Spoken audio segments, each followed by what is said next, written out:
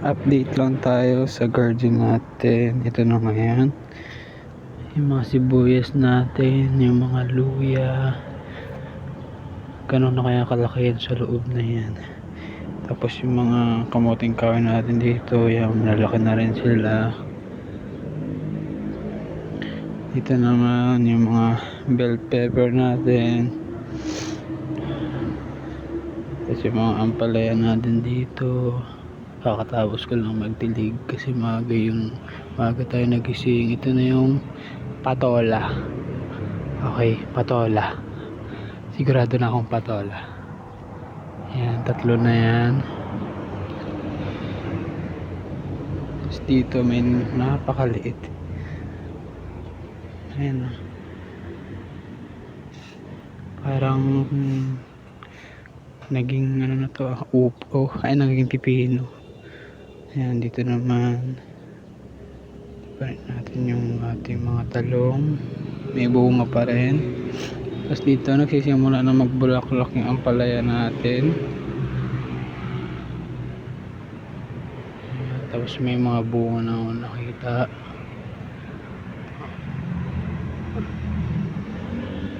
Ayan, kakayaan ko na rin magkabunga yan.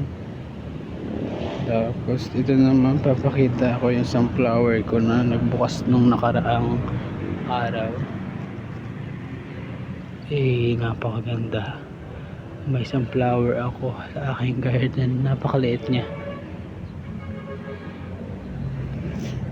Tapos dito naman itong sitaw natin, may mga bunga na rin ulit.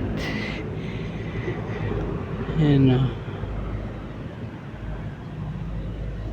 Tapos yung ibang unang batch, dahil hindi ko nakukuha, ayan, natuyo na dito. Hindi ko alam kung yung boto nito mabubuhay. Gusto ko sana itanim. Sili naman natin dito, yung iba pa rin nahihinog kasi iba nabubulok. Ayan o, meron dito mga nahinog na. Tapos yung bell pepper natin dito malalaki na rin.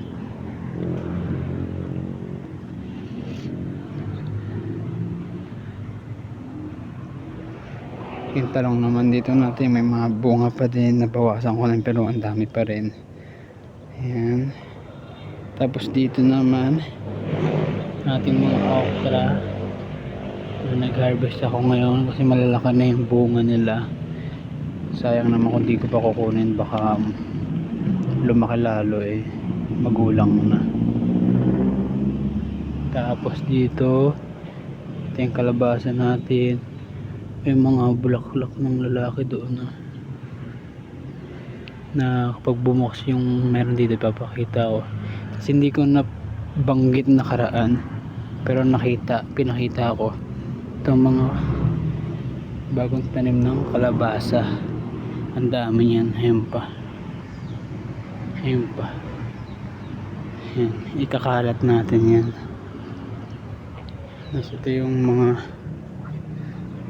kalabasa na tumutubo. Maliliit.